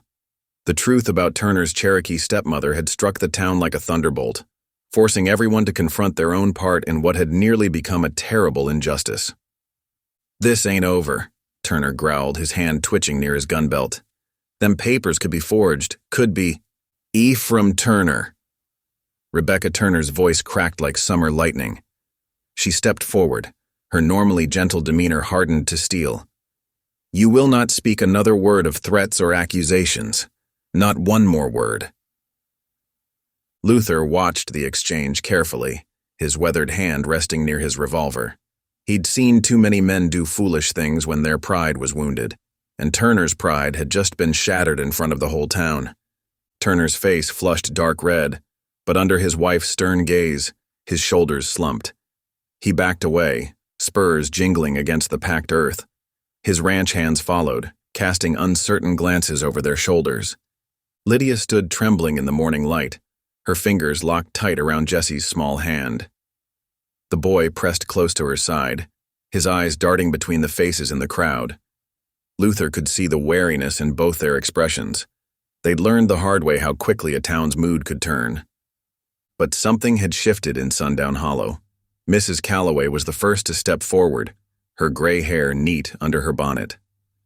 "Child," she said softly, "I should have spoken up sooner about that bill of sale. Should have done more than just whisper about it." She reached out and patted Lydia's arm. "I'm powerful sorry for that." Her words seemed to break a dam. Other townspeople began approaching, offering awkward but sincere apologies. The Reverend's wife dabbed at her eyes with a handkerchief. The blacksmith's daughter, who'd often traded shy smiles with Lydia before the accusation, rushed forward to embrace her. "Sheriff," Luther called out, still watching the crowd carefully, "reckon it's time that gallows came down." Sheriff Harlan nodded, adjusting his badge. "Indeed it is. Mason, Phillips." He waved to his deputies. "Get some men together. I want that thing dismantled before sundown." The deputies set to work immediately, their hammers ringing against wood and iron. Each blow seemed to strike away at the shadow that had hung over the town. Luther noticed how Lydia flinched at the sound, and he stepped closer, offering his solid presence as a shield. "Ain't nobody gonna hurt you now," he said quietly. "Not while I'm breathing." Jesse looked up at Luther, his young face serious. "You staying in town, Mr. Braddock?" Before Luther could answer, Mrs. Calloway bustled back through the crowd. "Land sakes, child," she said to Lydia. "We can't have you wearing that torn dress a minute longer. I've got something that might suit you." She turned to Luther. "You don't mind if I borrow these two for a spell?" Luther nodded, though his eyes still scanned the square. "I'll be right outside the store." Mrs. Calloway led Lydia and Jesse through the crowd, which parted respectfully. Inside the general store, the older woman moved quickly to a trunk behind the counter. "My Sarah was about your size before she married and moved to Denver," she said, lifting out a dress of soft blue cotton. Been saving this, but seems to me you need it more than that trunk does. Lydia touched the fabric reverently. Mrs. Calloway, I couldn't possibly. You can and you will, the older woman said firmly. Sarah would want you to have it. Now, let's get you fixed up proper. In the store's back room, Lydia slipped out of her tattered dress. The new one settled over her shoulders like a blessing, the cotton cool and clean against her skin. Mrs. Calloway helped her with the buttons, then stepped back to survey her work. There now, she said softly. Ain't you a picture? Lydia turned to the small mirror on the wall. The girl who looked back at her seemed different from the one who'd stood on the gallows platform. The blue cotton complemented her complexion, and the cut of the dress suited her fuller figure. For the first time in weeks, maybe months, she felt something like pretty. A smile trembled at the corners of her mouth, then bloomed fully. It wasn't a cautious smile or a bitter one. It was the smile of a girl who was beginning to believe in safety again. Thank you, she whispered, smoothing the skirt with trembling hands. For everything. Mrs. Calloway's eyes were suspiciously bright. Ain't nothing but what should have been done long since. She straightened her shoulders. Now, let's see about getting some food into you and that brother of yours. You're both far too thin. Outside, the sound of hammers continued as the gallows came down piece by piece. Luther stood guard by the store's entrance, his tall figure a deterrent to any lingering trouble. The morning sun climbed higher, burning away the last wisps of dawn fog and the dark shadows that had haunted Sundown Hollow. Jesse sat on a barrel near the store's entrance, swinging his legs and watching the activity in the square. Every few minutes he would glance at Luther, as if reassuring himself the mountain man was still there. Luther met each look with a steady nod. More townspeople stopped by, offering halting apologies or small gestures of welcome. The baker's wife brought a paper sack of fresh rolls. The schoolteacher asked if Jessie might like to join her class. Each kindness, however small, helped rebuild what fear and prejudice had torn down. When Lydia emerged from the store in her new dress, several women gathered around her, exclaiming over how well it fit. Luther watched as some of the tension eased from her shoulders. She wasn't fully relaxed. That would take time, but she was standing straighter, meeting people's eyes more readily. The sheriff supervised the gallows dismantling, making sure every board and a rope was removed. Ought never have gone up in the first place, Luther heard him mutter. The lawman's face was troubled, as if he too was wrestling with his part in what had nearly happened. By early afternoon, the town square looked transformed. Where the gallows had stood, there was only bare earth, already being swept clean by the women of the church society. The frightened silence that had gripped the town was giving way to normal conversation and movement. Luther kept his vigil, watching it all with careful eyes. He'd seen too much in his years as a scout to believe that prejudice could be completely overcome in a single morning. But he'd also seen enough to know that sometimes when truth came to light, it could change hearts that seemed set in stone. Lydia approached him, Jessie trailing behind her. In her new dress with her head held high, she looked more like the brave girl who'd helped him when he was fever-struck on the trail. Mr. Braddock, she said softly, I don't know how to thank you. No need, he replied. You did the same for me, remember? She nodded, smoothing her skirt again. Still, She paused, gathering her thoughts. I never thought I'd feel safe here again. Never thought they'd see me as anything but. She gestured vaguely at herself. As anything but who you are, Luther finished. A good girl with a brave heart. Color rose in her cheeks, but she didn't look away. The truth about Turner's father and Aunt Sarah. It changes things, doesn't it? Makes people see different. Sometimes folks need to be reminded we're all kin under the skin, Luther said. Some just take more reminding than others.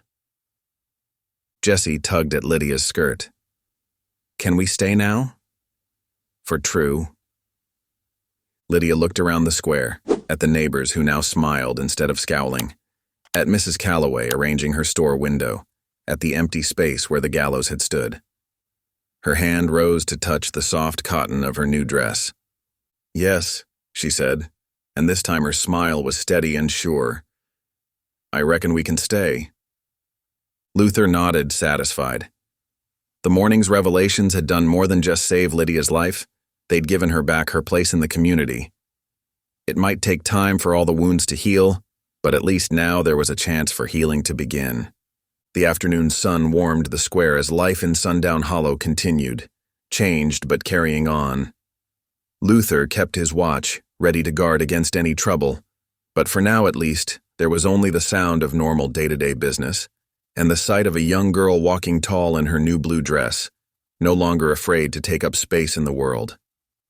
The evening sun cast long shadows across Mrs. Calloway's front porch as Luther, Lydia, and Jessie climbed the worn wooden steps. The old house sat back from the street, its weathered clapboards glowing golden in the fading light. Sweet honeysuckle perfumed the air, climbing wild along the porch railings. Mrs. Calloway met them at the door, wiping her hands on her apron. Come in," she urged, ushering them into the warm kitchen. "Everything's just about ready." The kitchen glowed with lamplight and the rich aromas of home cooking.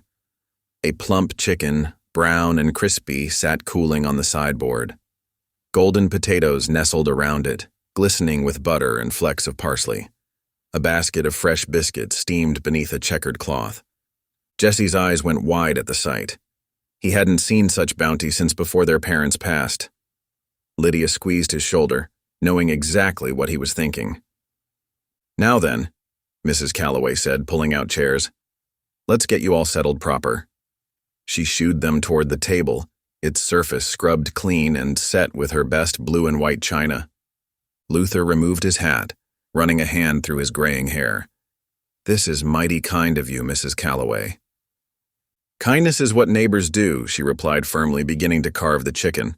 Or what they ought to, anyway. The food was passed around, plates filled high. Jessie could barely wait for the blessing before digging in. The simple meal indeed felt like a feast, not just for the abundance, but for the safety and welcome surrounding them. A knock at the door interrupted their supper. Reverend Porter stood on the porch, his kind face creased with warmth. "Evening, folks. Hope I'm not intruding." "Not at all, Reverend," Mrs. Calloway called. "Come join us. There's plenty." The Reverend stepped inside, declining food but accepting a cup of coffee. He settled into an empty chair, his eyes moving thoughtfully over the gathered faces. "I wanted to thank you properly, Mr. Braddock," he said, addressing Luther.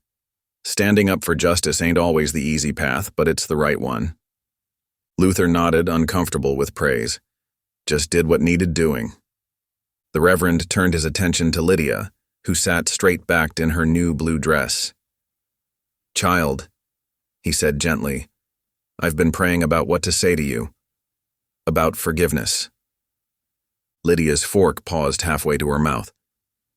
"Forgiveness?" Her voice carried a hint of steel. "Not for their sake," Reverend Porter clarified quickly. "For yours. Holding on to hurt, even justified hurt, can poison a soul from the inside out." "They would have killed me," Lydia said quietly. "Would have made Jessie watch." The Reverend nodded sadly. "Yes, and that was wrong. Terribly wrong. I'm not suggesting you excuse what they did, but carrying that anger—" He paused, choosing his words carefully.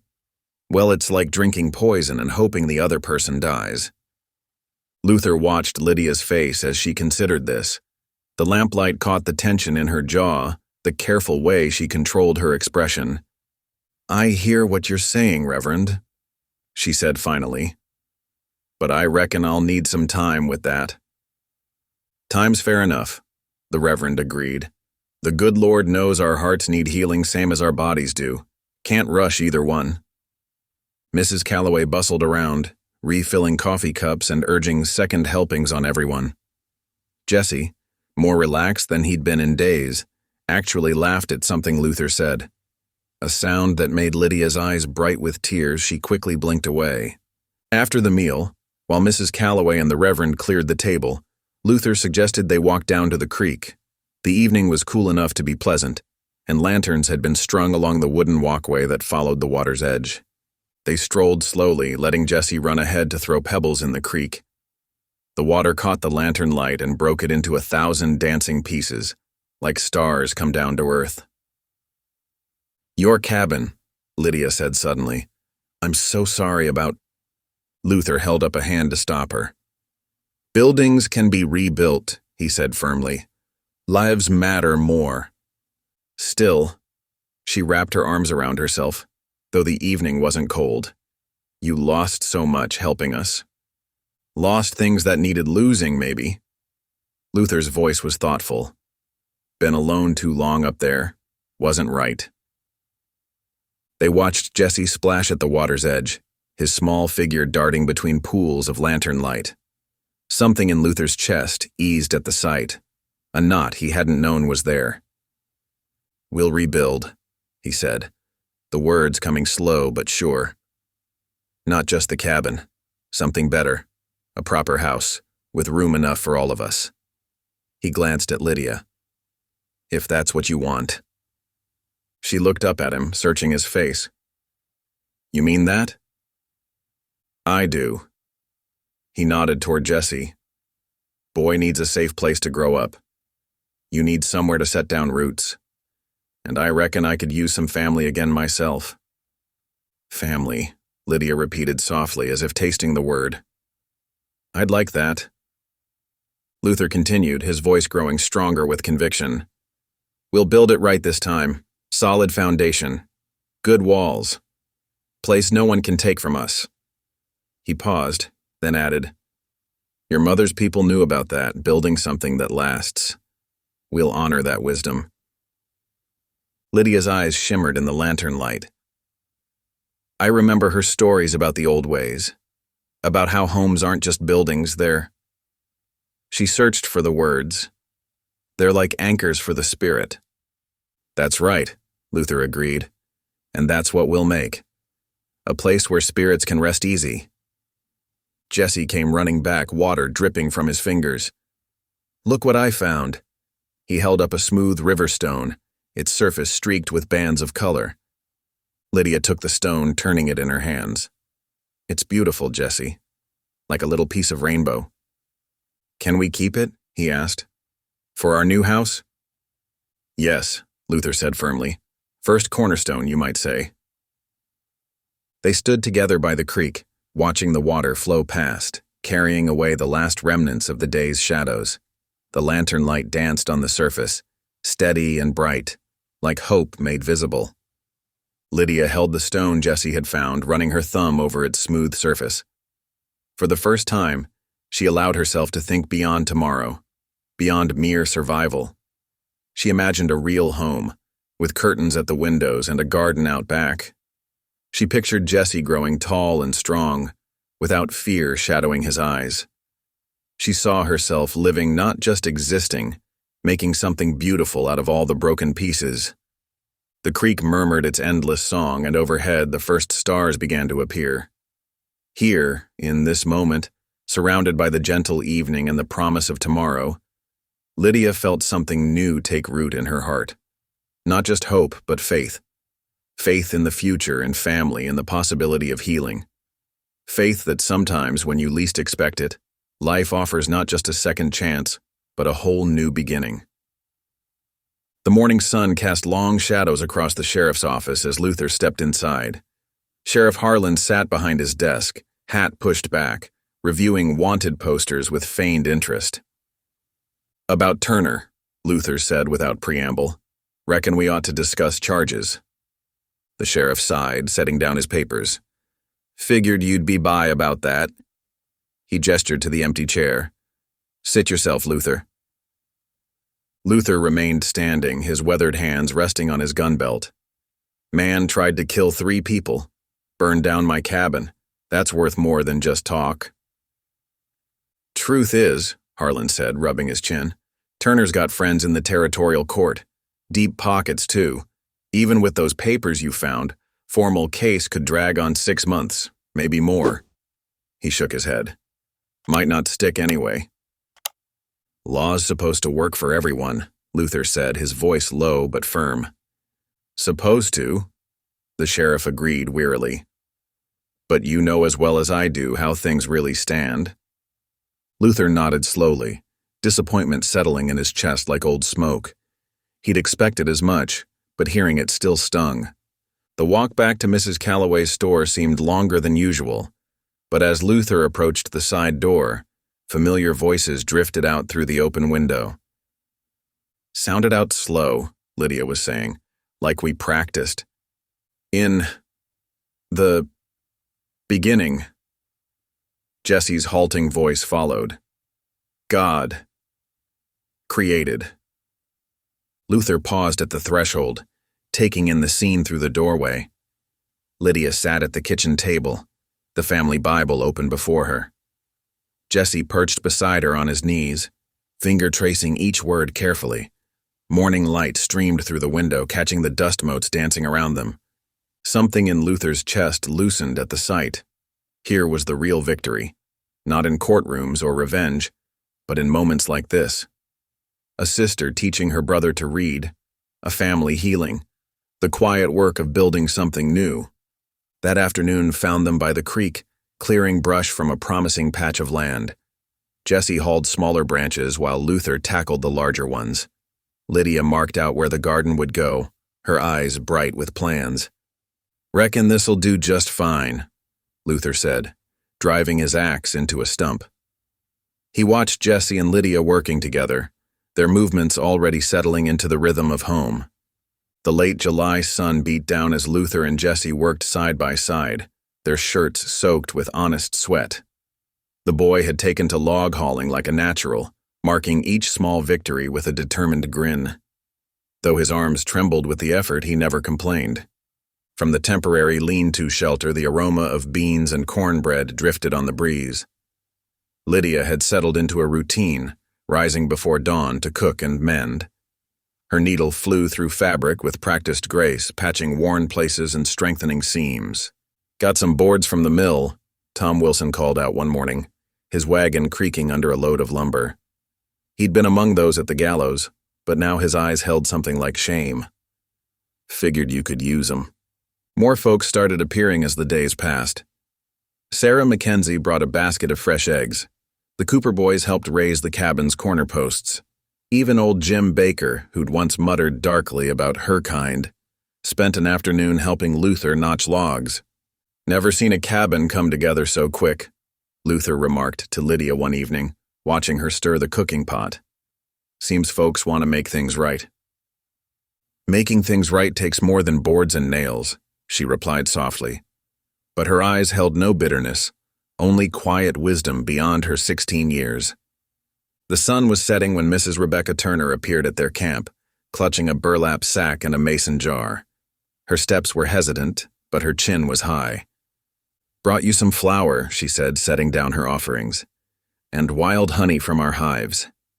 She paused, meeting Lydia's eyes. "Thank you for showing more grace than some of us deserved." Lydia accepted the gifts with steady hands. "We all need grace sometimes, Mrs. Turner," she said simply. Her voice carried neither accusation nor fear. Luther, watching from where he split kindling, noticed how Lydia stood now, shoulders straight, head lifted. Gone was the girl who'd hunched beneath others' judgment. In her place stood a young woman who knew her own worth. The evening breeze stirred her skirts as Mrs. Turner departed, and Lydia turned back to her cooking fire. The honey jar caught the last sunlight, gleaming like amber promises of sweeter days ahead. The late August sun painted golden stripes across the new cabin's pine boards. Luther stood back, wiping sweat from his brow as he studied their handiwork. Solid walls rose from a firm foundation, crowned by a tight-shingled roof that would keep out winter's chill. The stone hearth, built from creek rocks carefully chosen and fitted, stood ready to warm the home through coming seasons. Near the door, Luther paused, running weathered fingers over the wooden cross he'd carved.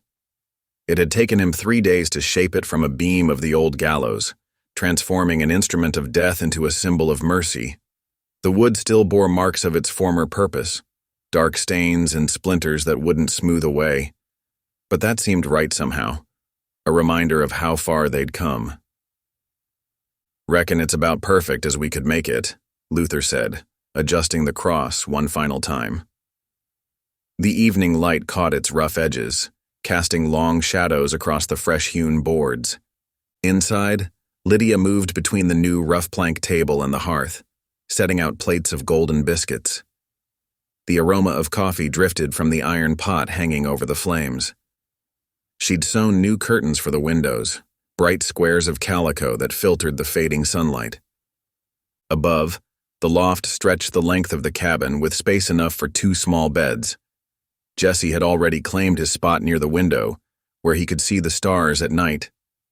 The boy's footsteps creaked overhead as he arranged his few belongings: a wooden horse Luther had carved, his mother's tattered Bible, and the blanket that had survived the fire.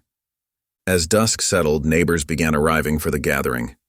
Mrs. Calloway brought an apple pie, still warm from her oven. The Cooper children carried jars of wild blackberry preserves. Even Tom Wilson appeared, hat in hand with a hand-whittled checkerboard for Jesse. Reverend Porter arrived last, his black coat dusted with trail dirt. He stood in the doorway, beaming at the transformation. "The Lord surely works in mysterious ways," he said, taking in the scene. From gallows to hearth home, from sorrow to joy. Lantern light filled the cabin with warm shadows as everyone found places to sit, on chairs, on floor cushions, wherever they could squeeze in. The Reverend raised his hands for silence, and all heads bowed. "Dear Lord," he began, his voice gentle but carrying to every corner, "we give thanks for your protection through dark days, for bringing light from shadow, hope from despair. Bless this home and those who dwell in it. May it stand as a testament to your mercy and grace. Amen." "Amen," the gathered voices echoed. Then someone started singing Amazing Grace, and others joined in. The hymn filled the cabin, flowing out through open windows into the purple evening. Jesse sat with the Cooper children, their young voices rising clear and strong. Lydia stood by the hearth watching her brother. His face glowed with more than firelight, with belonging, with safety, with joy. When he caught her eye, his smile widened, and she found herself laughing, really laughing, for what felt like the first time in ages. The sound of her laughter mingled with the hymns and the murmur of friendly voices, with the crack of the fire and the whisper of wind in the cottonwoods outside. It was the sound of home, of new beginnings, of peace, hard-won but finally firmly grasped. The Sunday morning sun crept over the eastern hills, painting the world in shades of gold and amber. A crisp breeze rustled through the cottonwoods, carrying the sweet scent of late summer flowers. Luther adjusted his freshly brushed coat as he waited outside the new cabin, watching Lydia help Jesse with his collar. "Reckon we ought to get moving," Luther said, his voice gentle. "Church bells will be ringing soon enough." They set out along the well-worn path to town, their boots crunching on the packed earth. Jesse darted ahead, chasing butterflies that danced in the morning light. Lydia walked beside Luther, her steps steady and sure in her newly mended dress. As they passed the spot where the gallows had stood, Lydia paused. The wooden cross they'd carved from its beam caught the sunlight, casting a long shadow across the ground.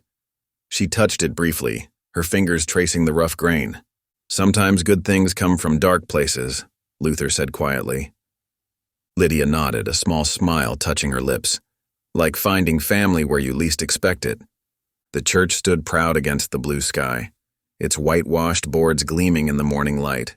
Golden lamplight spilled through open doors onto the dusty street, welcoming early arrivers. The bell rang out clear and strong, calling the faithful to worship. Inside, the wooden pews were already filling with townspeople in their Sunday best. Mrs. Calloway waved them over to sit beside her. Other familiar faces turned to greet them. The Cooper family, Tom Wilson and his wife, even some of the miners who'd once stood in the crowd during darker days. Jesse settled between Luther and Lydia, his small hands clutching the hymnal. When the singing started, his clear voice joined the others, filling the church with praise. Lydia's own voice rose strong and sure, no longer afraid to be heard. Reverend Porter took his place at the pulpit, his kind eyes sweeping across the congregation.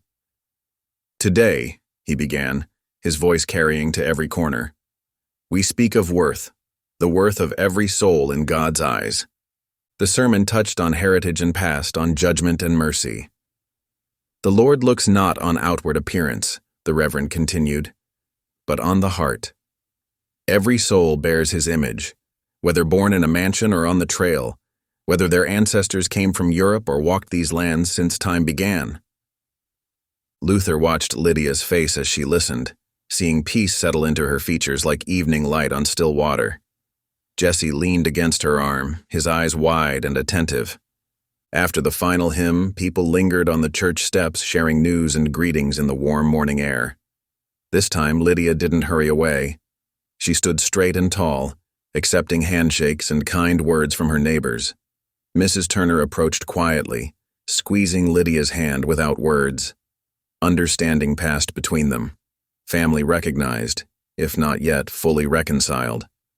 Luther hung back, watching with quiet satisfaction.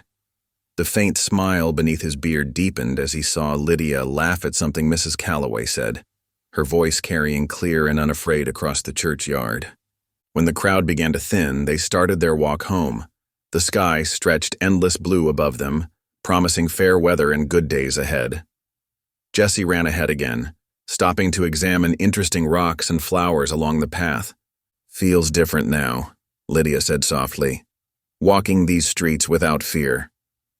Luther nodded. "This is just the beginning," he replied, watching Jesse chase a grasshopper through the tall grass. "Just the beginning of something good." Thank you for listening. Stories connect us in the most unexpected ways. If you felt that spark today, make sure you're subscribed. I share a new one daily, and the next might change your day.